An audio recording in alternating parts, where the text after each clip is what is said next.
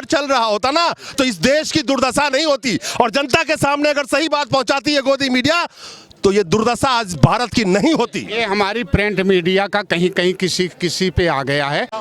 कुपुत्रो जायत क्वचिदपि कुमाता न भवति। पूत कपूत हो सकता है लेकिन माता कभी कुमाता नहीं होती। उसी भारत माता का नाम ले लेके और उसी भारत माता के 138 करोड़ जनता, उसी भारत माता के पुत्र ये किसान भारत एक कृषि प्रधान देश है तो इसी भारत माता के ये भी पुत्र हैं। आज इन्हीं लोगों को सेल पे लगा दिया गया।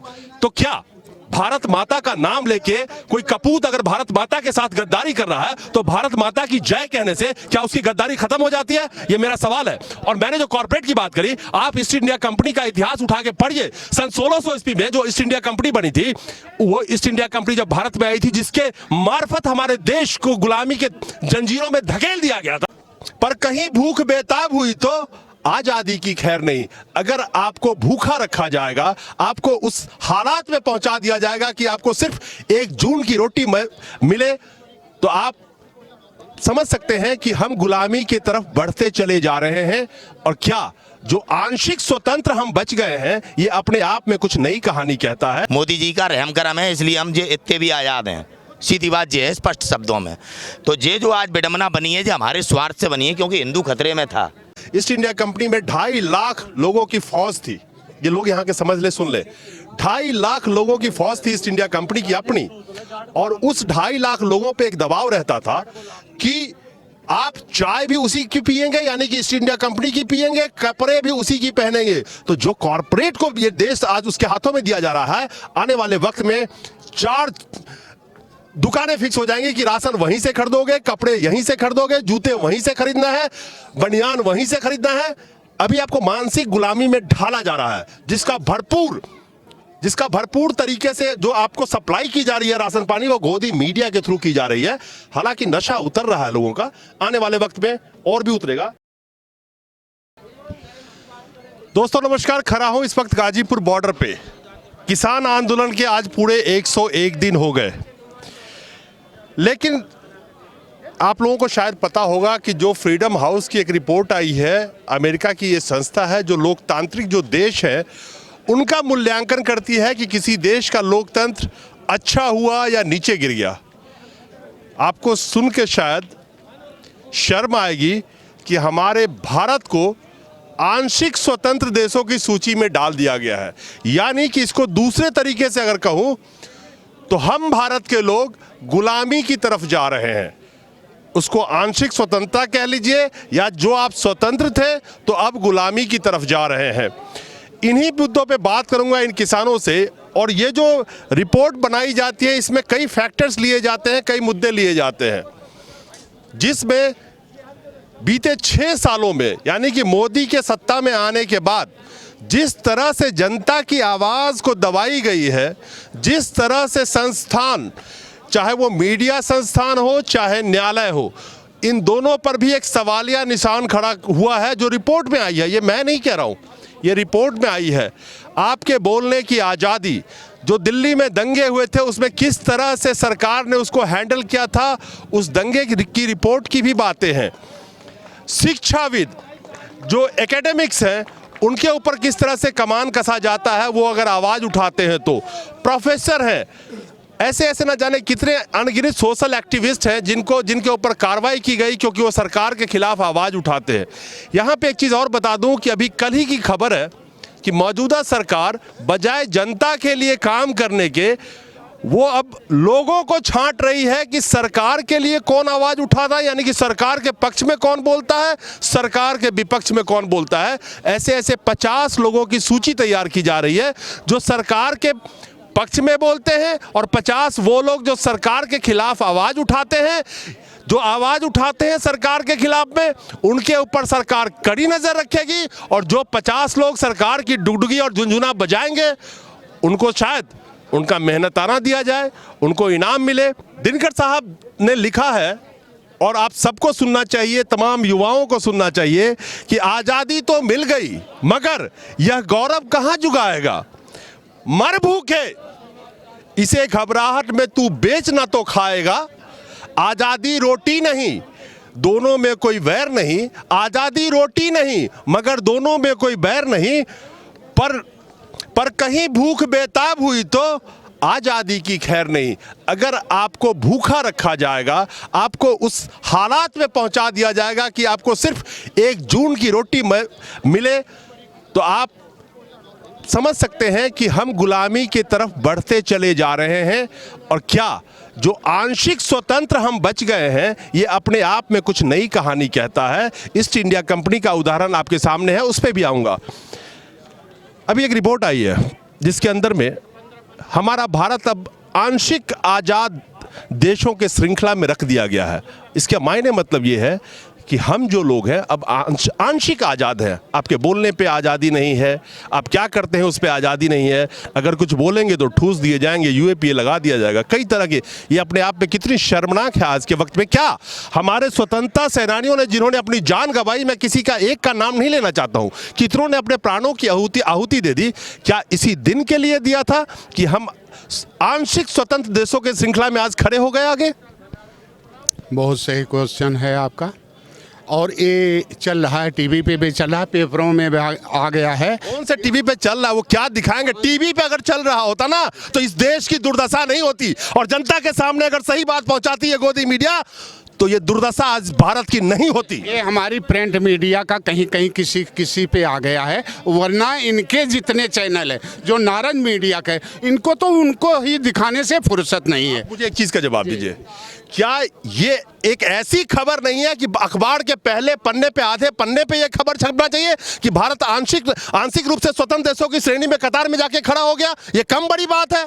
ऐसा है, जब सरकार उन्हीं की, मीडिया उन्हीं की, अखबार उन्हीं का, तो फिर आपकी आवाज़ कौन सुनने वाला है? ये तो शुक्र मनाता हूँ कि आप लोगों ने इस धरने को भी आज जो जन जन आंदोलन बना है, विश्वव्यापी बना है, इसमें कहीं न कहीं ये प्रिंट मीडिया जो आप लोगों की मीडिया है, इसका सबसे बड़ा योगदान है। इसलिए इसको सबसे पहले धन्यवाद देना चाहिए। आज़ाद भारत में अब दूसरी नागपुर से आरएसएस की गुलामी की तरफ हमारा देश जा रहा है। ये बहुत बड़ा दुर्भाग्य है। इसीलिए ये लोग नहीं दिखाएंगे इस खबर को। इस खबर को आप जैसे लोग ही दिखाएंगे, लेकिन अब पूरा राष्ट्र, ये जो किसानों का आंदोलन है, एक किसानों का आंदोलन एक तरह से धीरे धीरे, अगर ये पहले कर दिए होते तो शायद ये दब जाता मामला, लेकिन ये एक दूसरी लड़ाई, आज़ादी की लड़ाई की तरफ ये देश जा रहा है। क्या इसी दिन के लिए हमने आज़ादी हासिल की थी? जो हमारे स्वतंत्रता सेनानी थे जिन्होंने जान गंवाई, मैं किसी एक का नाम नहीं लेना चाहता, सैकड़ों हजारों की तादाद में जिनकी जानें चली गई, क्या इसी दिन के लिए हमारे भारत को आज़ाद कराया था उन्होंने? ऐसी तो कल्पना ही नहीं की होगी। हमारे देश में जो क्रांतिकारी थे उन्होंने कि 2021 में या 2014 में ऐसे भारत में युवा होंगे जो ऐसी सरकार चुनेंगे स्वार्थ में केवल। वो मैं छोटे पे नाटक देखता था, मुंगेरी लाल के हसीन सपने, हमारे मोदी जी वही करते हैं, मुंगेरी लाल के हसीन सपने। हिंदू खतरे में। आज आपकी रिपोर्ट है जो आई है विदेश से कि हमारी आंशिक आज़ादी रह गई है, हम आज़ाद नहीं, मतलब अब हमारे ऊपर मोदी जी का रहम करम है, इसलिए हम जो इतने भी आज़ाद हैं। सीधी बात ये है, स्पष्ट शब्दों में। तो ये जो आज विडंबना बनी है, जो हमारे स्वार्थ से बनी है, क्योंकि हिंदू खतरे में था। नरेंद्र मोदी जी सपना दिखाया करते हैं, संघ भी कहता है कि अभी हिंदू जागा नहीं है, हिंदू जागा नहीं है। ऐसे लोगों की बातों में आके जो इस देश के युवा ने अपने मतदान का गलत उपयोग किया है, उसके ये इनको प्रमाण पत्र प्राप्त हो रहे हैं। एक भगत सिंह जी थे जिन्होंने अपना बलिदान किस लिए दिया कि मेरे बलिदान देने से मेरा देश का युवा जग जाएगा। हमारी आज़ादी आंशिक रह गई है, तो क्या हम गुलामी की तरफ जा रहे हैं? देखिए मेरे भाई, मैं अपने देश का एक दुर्भाग्य मानता हूँ। ये देश पहले से ही राजा महाराजाओं का गुलाम रहा। जो छोटी जाति थी, बड़े घरानों थे, वो पीछे बुहारी झाड़ू लटका के चलते थे और कटोरा रखते थे, थूकते भी उसी में थे। पहले तो वो गुलामी, फिर अंग्रेजों की गुलामी। अंग्रेजों की गुलामी में बेगार कराई जाती थी।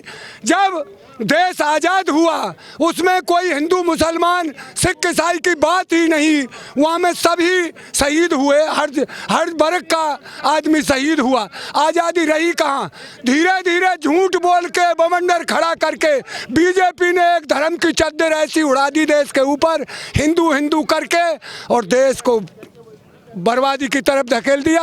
वो बात जो आप कह रहे हैं वो अमेरिका से निकला है। एक देश में आंशिक आज़ादी रह गई है, किसी के बोलने पर लगाम लगा दी गई है, आप बोल नहीं सकते।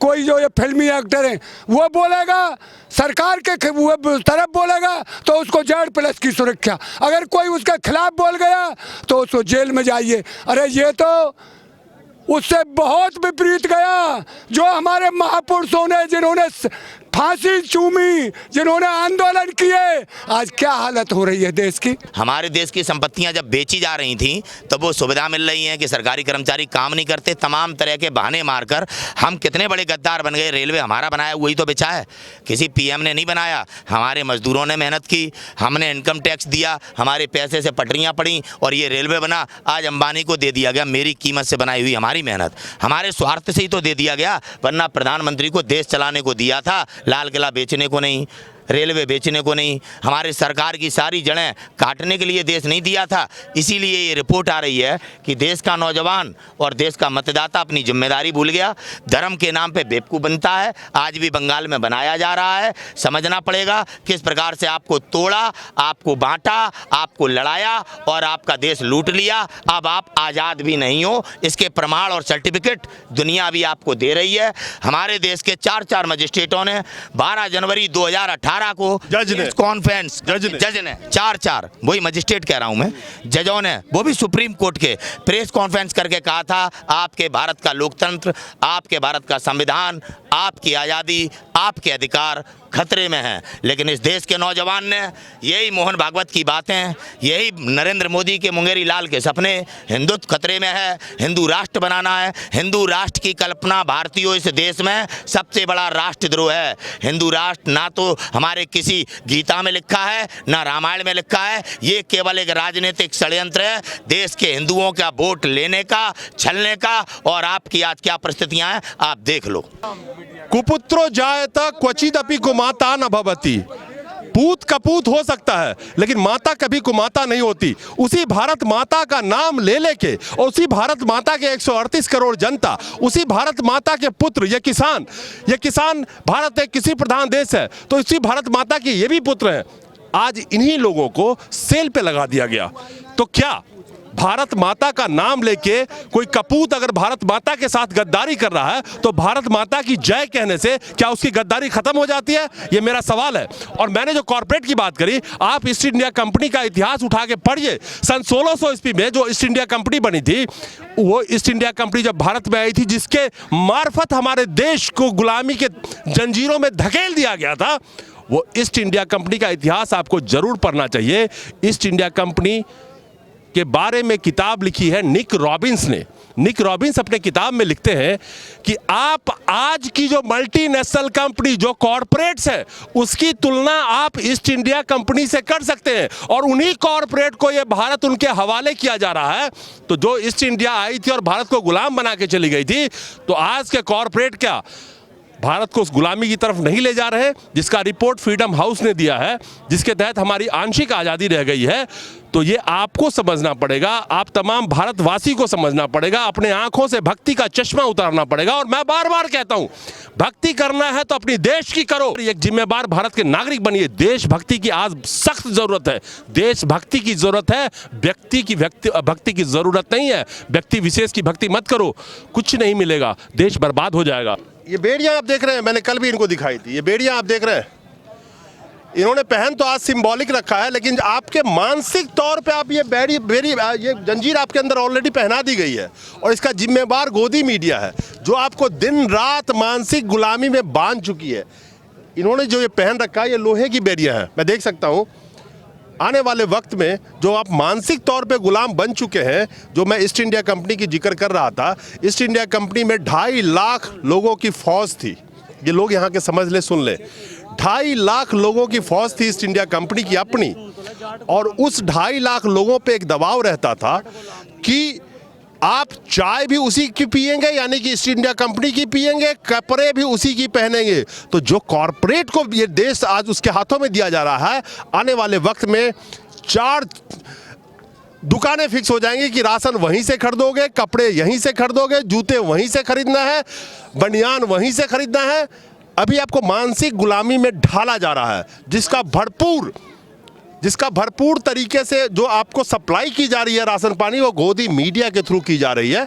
हालांकि नशा उतर रहा है लोगों का, आने वाले वक्त में और भी उतरेगा। पूरे किसानों को, मजदूरों को यही बताना चाहता हूँ कि ये सरकार कितना भी अपने को गुलाम करने की सोच रही होंगी, लेकिन अपन नहीं बनना है। इनके विरुद्ध में अपने को लड़ना ही लड़ना है।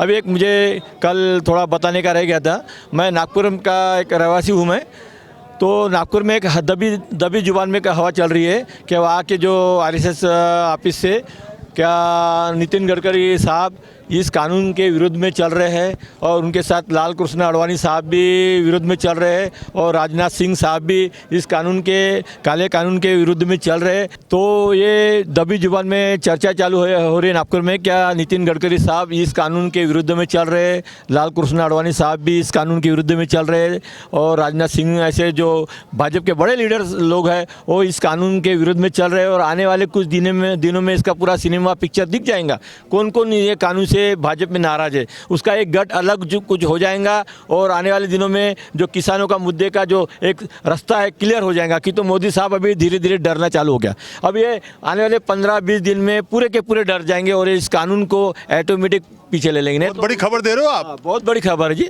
बहुत अंदर की बात बता रहे हो आज। अंदर की बात है जी। चलो बढ़िया, चलो बढ़िया। बोल रहा हूँ आने वाले 1 महीना 2 महीने के अंदर मोदी साहब की गद्दी को भी बचा के रखना बोलना। जो यहाँ फूड डाल रहे हैं ये फूड बेकार की चीज़ है। ये कुछ ये असली नकली किसान नहीं, सब पूरे 100 to 1% किसान है। मैं देख रहा हूँ ना यहाँ अपने आंखों से देख रहा हूँ, लेकिन उन्होंने भी उनको आग तो नागपुर तक नहीं जाती। मोदी जी की आग सिर्फ एक पश्चिम बंगाल में और एक आग दिल्ली की सीट पे, लेकिन ये जो नागपुर का आरएसएस जो ऑफिस है वहाँ उनकी आग नहीं पहुँच रही। वहाँ तो इतना बड़ा ऑफिस है, सदन के इतना जो संसद के इतना वहाँ भी ऑफिस है, तो हर खोली में उनका उनकी नज़र पहुँचती नहीं। वो नज़र में काले अंधेरे में वो बातचीत चालू है अभी। तो आने वाले दिनों में उनकी गद्दी खतरे में है।